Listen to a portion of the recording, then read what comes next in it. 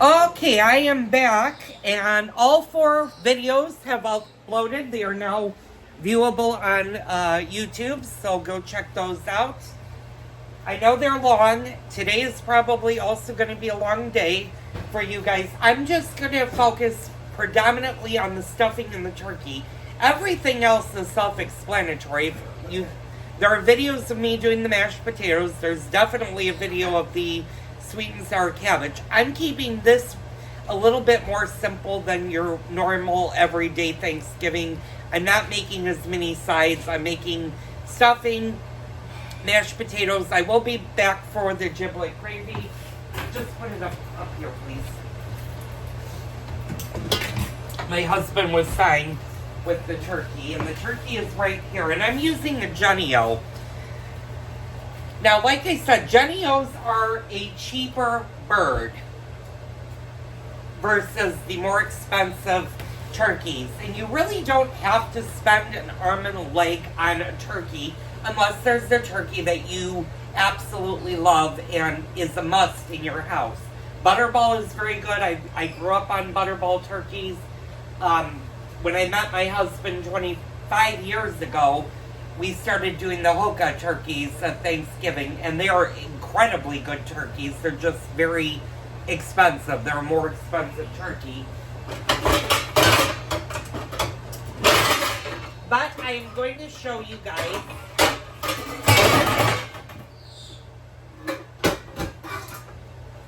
what to expect with a cheaper turkey. I'm just getting my roasting pan. I'll move you guys over so you guys can get a better view of this. Of course, all my lids are all over the place. Sorry. So I have my biggest roasting pan, and that is exactly what you want to do. And my husband asked me when we go to our kids' house for Thanksgiving, because I have to bring my roaster, he said, why don't we just go get an aluminum pan? And I'm going to address that. Be very careful if you're using aluminum pans with your turkeys. I have seen many, many injuries in the ER from when my grandmother fell and broke her ribs the day before Thanksgiving when I was about 14 years old, that have arrived to the emergency room, including severe burns. So, if you're going to do the turkey right, buy yourself a good roasting pan, because you can use them for other things. You don't have to just use them for the turkey. You can use them for roast, for pot roast, for different things. And I'm going to show you different things that we can do with the roasting pan later on. Now, I know a couple of you guys have been nice enough and have sent me things that you want me to do. I'm going to be honest with you guys right now. Keep those coming, because those will be next year's cooks. Since we're getting into the holiday season now, I'm going to focus slowly between now and the end of the year of our holiday cooking videos. So, like I said, you want a roasting rack for your turkey, and I've actually got to go get it because it's actually in my pantry. And I try not to keep my roasting racks too close in the kitchen, because those are things I don't necessarily use every single day. And I've actually got a spice for turkey. This is for turkey, so I'm going to pull that out. And I'm just kind of looking at which rack I want. I think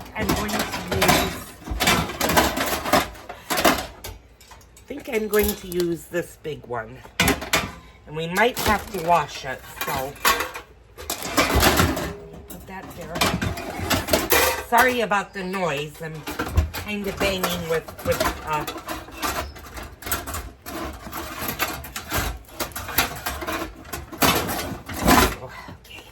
All right, so I'm going to use this one, and I'm going to give it the once over. All right, let me grab everything. Let me grab you guys.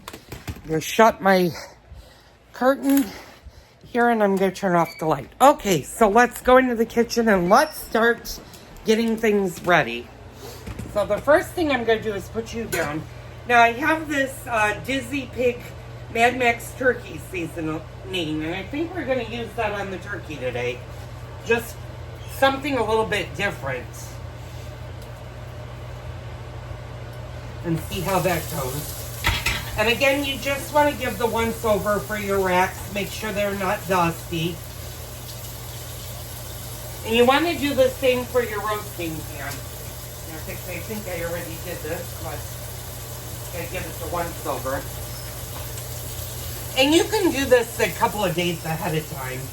You don't have to do it the day of, but it takes no time just to rinse it and make sure that there's no dust that's accumulated. You don't want to put dust in your good cooking.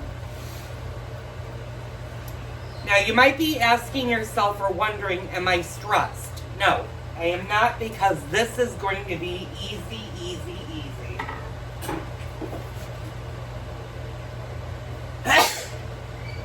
Excuse me, I knew I had a sneeze in me. And the reason I am not stressed is because I have gotten almost everything I needed to do ahead of time out of the way. So I will actually have time while the turkey is in the oven. I'll have time to go take a quick shower, a quick bath, and bathe for a few minutes and actually rest, and then have my table all ready when my company arrives later on this afternoon.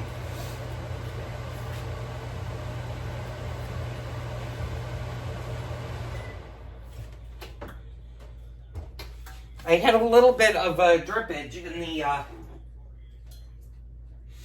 oven, so that's why you heard the vent fan on. So, now there have been arguments galore on whether or not you need to wash your turkey. And I don't know where the fight began with that, but you know what? Yes, you should rinse your turkey and make sure you pat your turkey fully dry. Make sure you have paper towels on hand and just give it a pat. You don't want a wet bird going in the oven, especially if you're going to stuff it with the nice stuffing. So, and you also want to make sure that your sink, and I'm going to, some things that are in the way, but I'm going to move you guys down, and you're guys, actually give me this. I can put this underneath so you guys can see this a little bit better.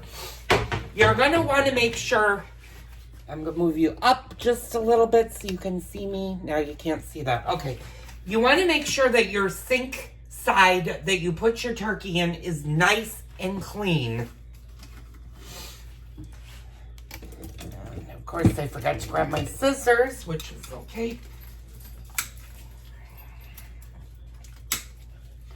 I'm just going to cut the bag. Now, my turkey has been sitting in my refrigerator for 5 days. And when I bought it, it was fully frozen. So, it has had the opportunity to defrost now. And like I said, you want to make sure, probably the Tuesday before Thanksgiving, you just want to go into your refrigerator and feel your turkey and make sure your turkey has fully defrosted. There's nothing like waking up on Thanksgiving morning, pulling the turkey out of the refrigerator and finding it's still partially frozen. Now, turkeys are one thing that you do not want to leave out for an extended time because they're poultry. So you want to do quick with your turkeys. And I'm just rinsing all of the blood out. Now, I'm pulling out this pack. For those of you that don't know what this pack is, it's the giblets for the turkey. And I'm going to set that actually aside for a minute because we're going to use those. Let's see. And then, of course, the neck. This is the neck. We're going to put that in our pot. And we'll deal with that in a few minutes. Now, some turkeys will come with this plastic part that's supposed to hold your legs in place when you stuff it. Sometimes I'll keep that in the birds. Other times I will actually throw that away. And you always also want to check both sides of your bird to make sure that there is no hidden treasures. I remember when I was a kid, one year for Thanksgiving, my dad was in a huge rush to make turkey because he had his mom and dad over for the holiday, and he forgot to take the giblets out of the turkey, and he ended up ruining an entire turkey, and I think we had to get hamburgers or something that Thanksgiving. Or his mom, I can't remember. That was a long time ago. That was almost 40 some odd years ago. I was really little when that happened, but... Okay, so what I'm doing is I'm just taking my paper towel and I'm patting, and you want to make sure that you pat everything with your turkey. Both inside and out. You want to make sure that there is no water in the cavity. You also want to go over, do a once over on your turkeys and make sure that there are no feathers. If there are any feathers, you can use a pair of pliers. If you have kitchen shears, you can do that. And I'm just going to put our turkey right there. Now this turkey, I'm going to look and see. Okay, this turkey had a...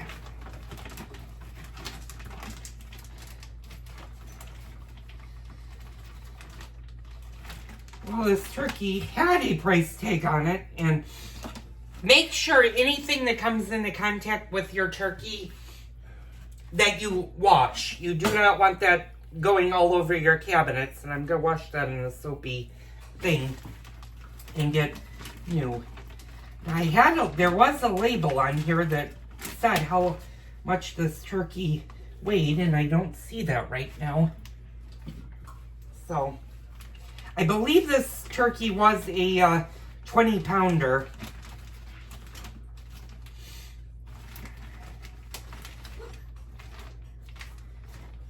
And it's really weird that this doesn't have a tag on it. So, that's weird. Oh, it does, right here. I actually threw it away. So this turkey weighs just over 20 pounds. It's 20.31 pounds. So what we're going to do is I'm going to flip you guys around over here. Ice, get out of my way. And I'm going to take my trusty cookbook. Now, I like to use my Good Housekeeping Illustrated cookbook. It's a little bit newer than my grandmother's cookbooks. But they all basically will give you an idea of how long to cook the turkey. And of course, the mouthpiece is barking, but he's not barking because he's hungry, because it's only 10:51. He's barking because I'm not with him upstairs in the bedroom. So, let's just converse. Okay, so... That's actually the refrigerant. Okay, so for a 20 to 24 pound bird that is stuffed, it's going to take 5 to 6 hours. So like I said, we're shooting dinner for around 6 o'clock. So actually, I don't need to put the turkey in until about 11:30. So that's about a half an hour from now. I'm going to do it probably at 11:30 because you can actually want to... When your turkey is done, you want to leave it sit for at least a half an hour before you even carve it. So that all of the juices, that gives the turkey time to have all of its juices go back into the bird. So, I'm going to take a couple of more paper towels. And like I said, it's very, very, very important to make sure that your turkey is fully dry.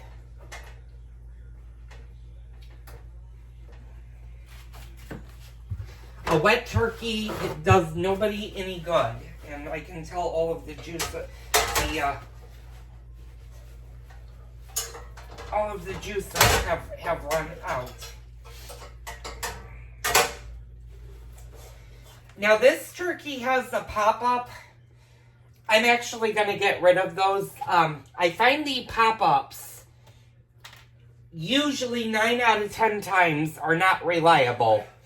I've had one turkey that had a pop-up that said it was done, and it was nowhere near being done. And so I always get rid of that. I have a very good thermometer that I stick into the bird, and you get much, much more accurate temperature readings if you do that. So what we're going to do is, I like to start with the top of the turkey. And that's this part. And this part can be stuffed. But before we do that, I need to get a few items. Oops. Let me just throw that. And I'm also going to wash my hands really fast. It's very important if you're working with poultry, wash your hands. And one of my dear friends at the food pantry that I'm volunteering for happened to know that my skin is cracking and I don't want to say it's dry, but it cracks because I wash my hands so much when I work with food products and stuff. She told me a trick is to use petroleum jelly, and I've been doing that, and my hands are actually not as sore as they normally would have been at this time a year ago. So I'm going to turn you guys for a second. I'm going to go on this side, and I'm going to grab my toothpicks. Now, ideally, you want to use regular toothpicks. You do not want to use the colored toothpicks, and I'll tell you why. You don't want the dye from your colored toothpicks going all over your turkey. So if you only have the colored toothpicks, and I'll show you these have the different colors, grab the yellow or the clear toothpicks, and you're going to need maybe 2 or 3 of those. And I'm just going to bring out a couple.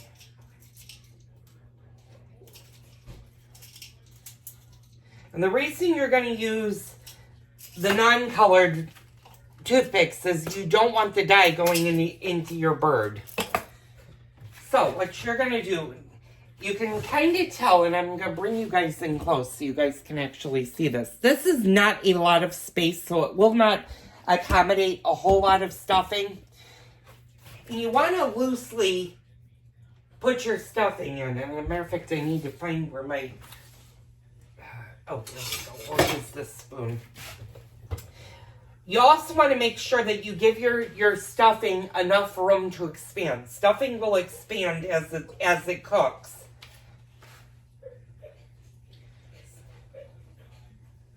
Okay, honey. Okay. Who's that? Oh, okay. Is she okay?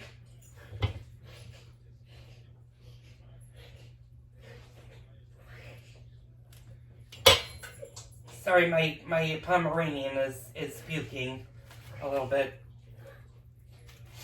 I think maybe she ate a little bit faster. She drank a lot of water today. So when you're threading your toothpicks in, and you're going to be very careful with this. If you have metal skewers, you can use those too. I like the toothpicks.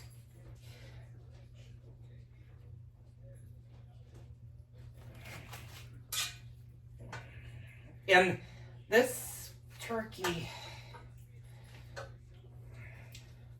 sometimes you want to fold your wings back. I'm going to show you how to do that. Sometimes they can be a pain to fold back. There we go. So let me rinse my hands because I've been touching the turkey, and I'm moving you guys. So that's what you want to do with the front. And I folded the wings back. Now, if you have metal skewers, then I suggest using metal versus just the toothpicks to hold them in place. You can once in a while get them to slide in, and you just want to. Sometimes if you're careful, sometimes they'll break. There, I got that one in, and then you're going to do the same thing with the other one. And you're just going to, okay, there we go. All right, now you're going to flip your turkey over.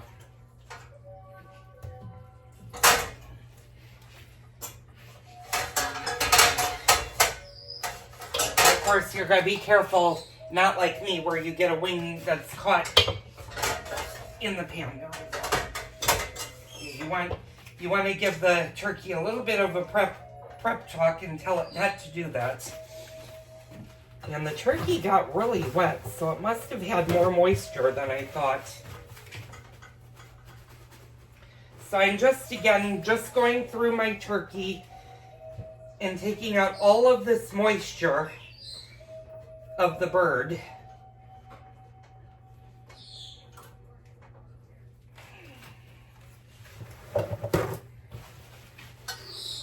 You might be saying, oh my God, you're wasting a lot of paper towels. Well, yes, but paper towels are the easiest thing to do. If you use a dishcloth that's 100% cotton, of course you're going to be washing that.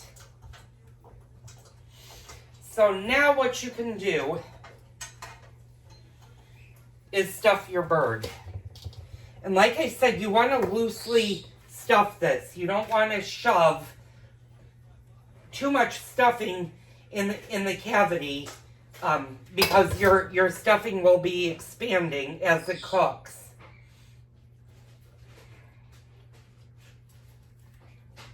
So make sure you don't pack your stuffing in your cavity. Now this is always optional. I know some people that do not like to stuff their birds. They make their stuffing in a casserole dish. That's fine. You can definitely do that. My husband and I like both, and I don't remember many Thanksgivings of not doing a stuffed bird. There are times where if the bird is particularly heavy, if you get a bird that's over 30 pounds, you may want to consider not stuffing it because those birds can take up to 8 to 10 hours to cook. So you'll be cooking for a very, very long time. And I'm just going to put a little bit more stuffing up front. Not packing it too much. I think we can do maybe a little bit more. And you want to be careful, and I just dropped a piece of bread, thank God, that you're not dropping any of the onions on the floor. Now, celery, dogs can eat celery. Onions, they cannot. Onions are fatal for dogs and cats. So if you have a cat versus a dog, onions are also fatal to them. So mind your pets, because we want our pets to have a wonderful holiday season too. Now, like I said, I sometimes like these plastic things, and sometimes I think they're just a huge pain in the butt. But I'm going to show you guys what the turkey looks like. Actually, let me wash my hands really fast. And I'm going to stop the video for a very, very quick second because we're going on the 24-minute mark, and this is a very, very long video already. So I'm going to stop you for a second. I'll be right back.